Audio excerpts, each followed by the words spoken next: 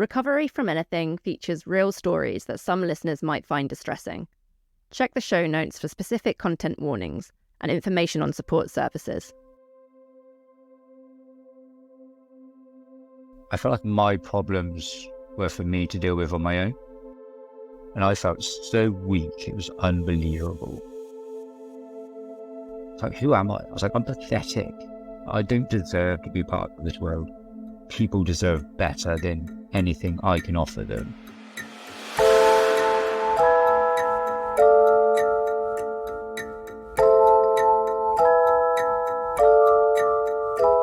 Welcome to Recovery from Anything. I'm your host, Abby Feltham.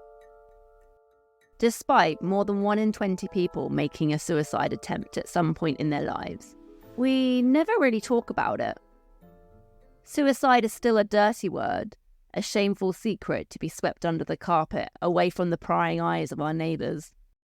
It's often seen as a selfish act, a personal choice, rather than the most extreme symptom of the mental health challenges we all face as humans.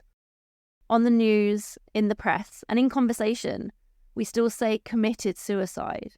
Did you hear about so-and-so's brother? He committed suicide. But isn't the word commit usually used when we talk about crimes or sins?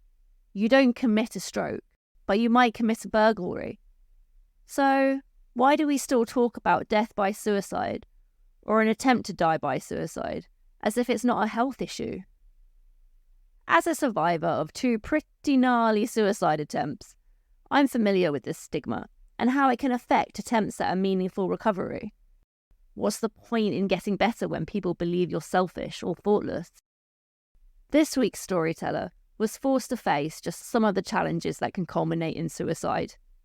Depression, addiction, loneliness. Yet, like me, and most who consider, attempt, or die by suicide, he didn't want to die. He just wanted the pain of living to end. But we're the lucky ones, the ones who survived and found alternatives to suicide, and are ultimately glad we did not take our own lives.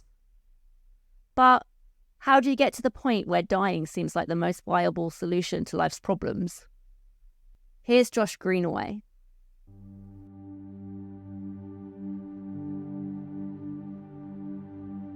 I grew up in southwest England, tiny little market town where everybody knows each other, everybody knows each other's business. I grew up with both my parents together. I mean, it wasn't necessarily the easiest relationship. My dad was very emotionally unavailable, both as a partner and as a parent. I never felt like I could go to him for anything, so that was quite tricky because you kind of, it feels like something's missing. I was bullied from a young age as well, like primary school, which then went into secondary school. Parents knew it was going on, but I never really sort of spoke about it. I think I felt embarrassed, if I'm honest. I felt like nothing could be done unless I found a way to change myself to make them stop. And this is when I discovered alcohol. I had some really, really good friends I was really close with. We all sort of started drinking, whether it was on the streets or at a friend's house. And it was kind of like I was looking for a seal of approval, a way of fitting in with a crowd. And obviously that is, you don't understand it. You don't understand what's going on in these kids' heads to make them do that to you. Or they probably don't really understand the way that they're making you feel. You're still developing as a person. You've got all these emotions going on and you don't know what to do with them. And I think that was kind of how I started to deal with it in secondary school. It was like, okay, this can work. This is how I can get people's approval. Like, oh, I'm this cool guy. Like, you don't need to bully me. Yeah, I was probably in a really, really low place without sort of realizing it completely, like to the extent.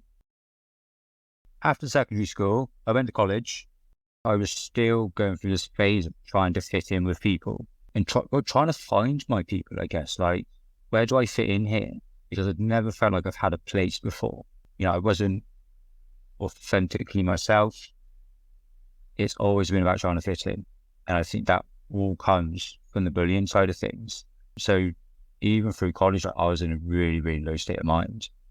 There was times when I was going to the shop and getting vodka. I was drinking that on the bus on the way to college. because I just didn't want to deal with whatever emotions were in my head. At lunchtime, it'd be a case of going to the pub, playing pool, getting drunk, and like my tutor knew what pub I was in, would come to the pub and be like, "What are you doing in here? Like, you need to be in class." I didn't actually pass college in the end because I lost interest by the end of it. I think the drinking in a low frame of mind, where I was so fragile, I just think I didn't stand a chance really. I ended up going into retail. So I worked for a supermarket up until the age of 19. Got to sort of management level there. And that's sort of when I started to feel better. So I was actually in an adult environment. The drinking sort of subsided a little bit. I still go out on weekends. But at this point, I'd found more of a solid friendship group. We used to text each other all the time, or like call each other up, we'd be like, let's go do this, let's go do that. And that sort of, for me, was so important, was finding that friendship group. But I was still searching for something. It felt like something was missing. I didn't know what it was, but I just felt this urge, like maybe traveling will help. Part of me just wanted to get as far away as possible. I was like, it's like an escape. It was like I can be who I want to be, and it is that rebirth. Josh flipped a coin on where he was going to travel. Heads, Australia. Tails, New Zealand. It landed on heads, and I ended up in Australia for a year. Didn't know a soul. Started probably the scariest thing I've ever done. I'd never been abroad on my own before, but probably one of the best years of my life. When I came back, in this space of a year, everything had changed. The friendship group I'd made had sort of moved on. I'm still in this young mindset of like wanting to travel the world, do all these amazing things and get all these experiences. They're starting to set up businesses, they're getting engaged, there's kids. I'm back to this thing of where do I fit in? So I worked for a year and I moved to Spain, and I spent 2 years in Madrid working in tourism, mostly as a nightlife guide. So showing people around different bars and clubs. Basically, I was paid to get drunk. But when you're partying 7 nights a week for 2 years, like non-stop, you're going to hit rock bottom eventually. And that's when my mental health was at its lowest. I didn't particularly want to be alive anymore. I was starting to struggle with suicidal thoughts. Couldn't understand why, couldn't understand what was going on in my mind. I was like, I'm out here living an amazing life, right? I'm meeting new people all the time. I'm partying. Like, why am I not happy? What is so wrong that I'm this unhappy that I don't even want to live anymore? And it got to a point where I was like, I need to get out of this country. I was like, I need to go home. And that's what I did. But I still never found what it was missing. So when I got back to England, I started working in pubs. And that was probably, at the time, the worst thing I could have done, because the drinking just continued. Finish shift, get drunk. Got day off, get drunk. I still was struggling with suicidal thoughts. I had no one to talk to. Looking back on it now, I was a person I really, really don't like. Incredibly selfish. I didn't care about anybody else. It was all me. It was all about, this is what I need. I need this drink. I need this. I need that. Didn't really have any friends around. What I thought were my friends are just drinking buddies. And this continued for years. And at this point, my nan had already had a stroke, and my mum was dealing with that. My nan survived, but she was paralyzed down one side. She couldn't talk. She was bedbound. And all I was interested in was drinking while my mum's dealing with all this. And I look back on it now, and I think guilt is crazy. But it's addiction. It's the struggles with my mental health. As a man, when you're struggling like that, you feel guilty. Like, I shouldn't be feeling like this.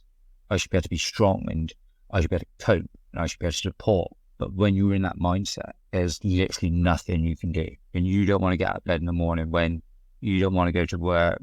You just want to go and drink. You just want to go do cocaine or whatever. Try and close your mind down and just find some peace is so difficult. And it does make you selfish, because you're trying so hard to feel normal. I felt like my problems were for me to deal with on my own. that whatever was in my head is something I had to deal with. I didn't feel like I could ask for help. So I just kept everything to myself. And that was the decline, was that feeling of feeling so alone in the world. I felt like I wasn't wanted. I felt I didn't deserve anything. I hadn't been in a relationship for a long time. I felt like I wasn't good enough to be loved by anybody. I was like, who's going to love me? I didn't feel worthy. And I didn't feel that I had anything good to offer the world. And I just felt that pain was just so crushing. So I ended up getting drunk, and I got home that night and thought it would be a good idea to down, I think it was 3.5 boxes of paracetamol, thinking that would do the job. Like, the headspace I was in, I was like, I need this to stop somehow. I can't live in this space anymore. And after about half an hour of taking them, I called a friend that I worked with, because as soon as I realised what I'd done, I knew it was a mistake. I thought, I don't want to die. You just want the pain to stop. I told her what I had done. I called the ambulance myself, and I spent the next nearly 3 days in hospital until they released me. That's when people were kind of like, okay, there's something serious here. People realised something was going on in my head, and they were more open to offering support. Josh ended up running his own pub with his fiancée at the time. They were drinking a lot, and from personal experience, I know that when you have two people abusing alcohol, the relationship can become pretty toxic. Josh was lashing out, and when they eventually broke their engagement off, he began reflecting the toll the relationship had taken on him. It was quite a controlling relationship. I couldn't go to see my friends without her. Or if I did, she was always texting me like, who are you with? I found out she was blocking people on my phone. It was very controlled. There was a lot of jealousy there. And I felt really weak. And I struggled to deal with that. I was like, how did I let that happen as a man? How did I let someone control me and manipulate me? And I felt so weak. It was unbelievable. It was back to that worthless feeling. I still was struggling with suicidal thoughts. I had no one to talk to. It's like, who am I? I was like, I'm pathetic. I don't deserve to be part of this world. People deserve better than anything I can offer them. But this time I had a plan. This was the difference. I had a plan. I knew where I was going to do it. I knew how I was going to do it. I had it all figured out in my head.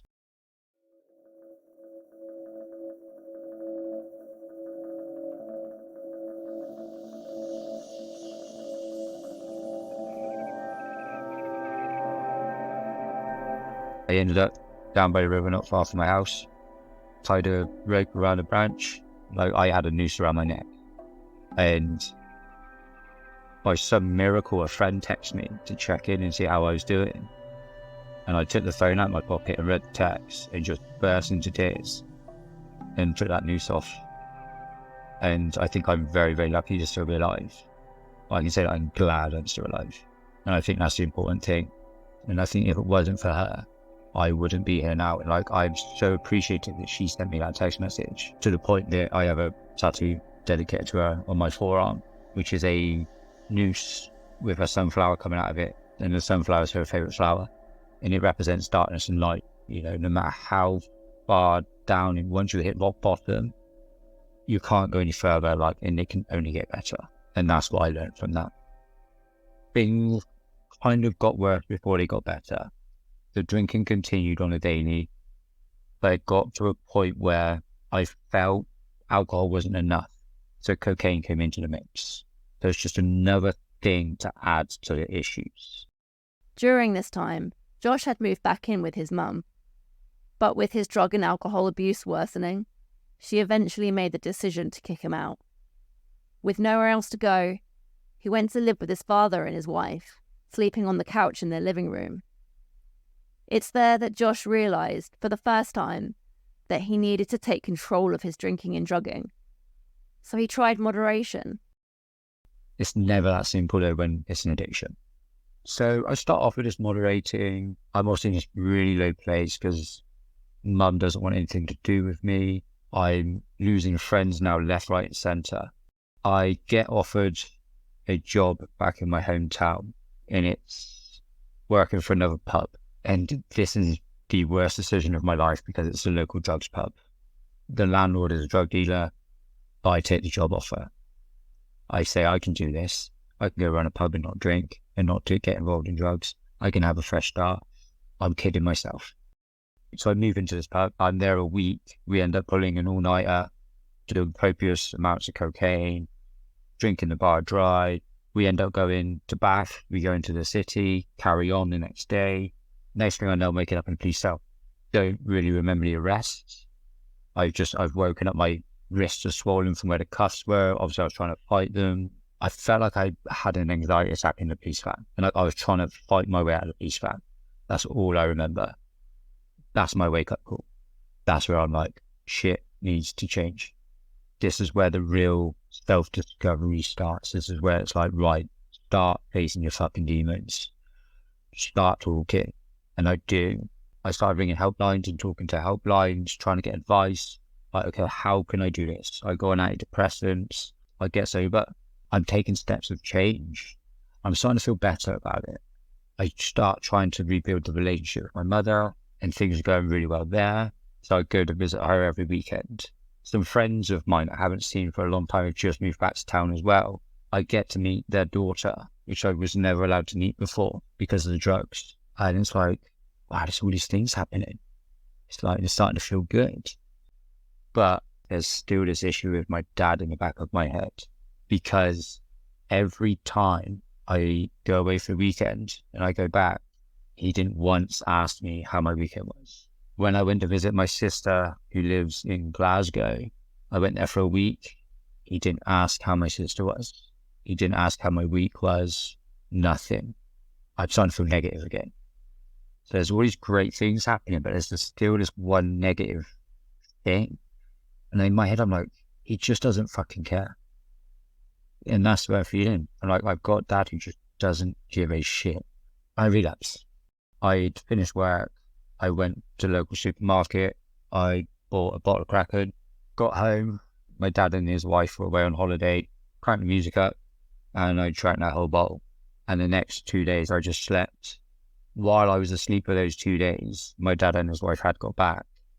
I woke up while they were out. I knew they'd returned. I texted my mum and said, I need to come home. I was like, I need you. So yeah, I had a one-night relapse and regretted it. I was like, fucking wish that didn't happen. Things were starting to get good. I can't let them get bad again.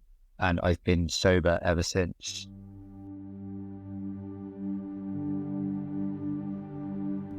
That's when I started to be open. That's when I've been like, it's okay to talk. It's okay to ask for help. And that's kind of where I started to really work on my mental health then. I was like, okay, it's scary because I spent so many years using alcohol to hide away, just to suppress those feelings, to feel something that I think makes me feel better. When in reality, it's just pushing it off to the side. Like, that's all you're doing. It's just pushing it off to the side, but it's still there the next day.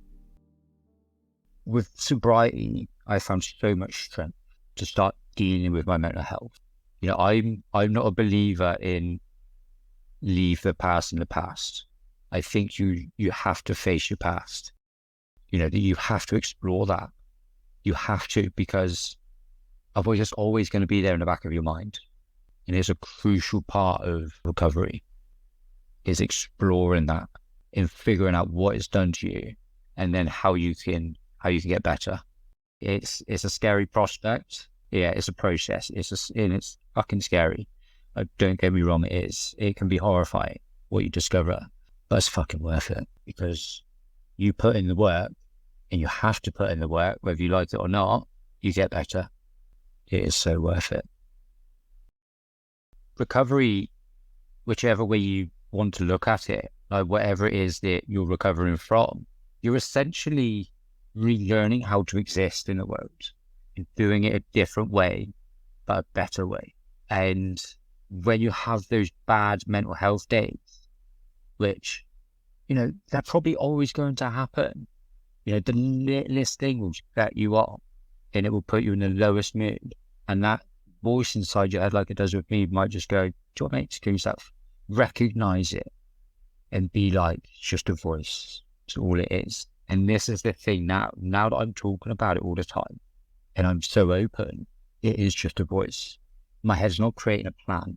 It's not saying like, this is how I'm going to do it anymore. Life now, there's still the struggles. There's still the things sometimes where my head will go, you're alone, no one loves you. But that's my head telling me a lie. I know it's a lie. Now I talk when something's going on. I don't hide away. I have friends now that I know that I can turn to, that I can count on, and they can count on me. It's authentic friendship. I'm learning to drive finally at the age of 33. I have a goddaughter now that wouldn't have happened. I feel truly happy. Okay, not all the time. Like, happiness is fleeting. You know, life is still life, right? Life is still going to life, whether you like it or not. Recovery to me is improving my life, but also the life of others. It's being of service to people. It's helping others. It's building community. It's finding your people. It's connecting. It's saying it's okay. Like, you can talk. Recovery it's about finding the beauty in the day. Even when it's difficult, life is a beautiful thing, whether it's getting out in nature or just smiling at a stranger and they smile back. Like, it's the tiny little things in the day that add up to a good life. You take your first sip of coffee in the morning and you build up these little moments in the day. I think that's the thing that makes a good life. You're going to have some bad days in between, but otherwise, there's a beautiful life.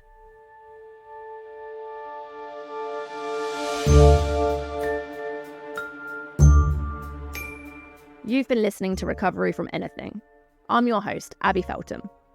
If you enjoyed this podcast, please rate and review the show and join the community on Instagram at Recovery from Anything.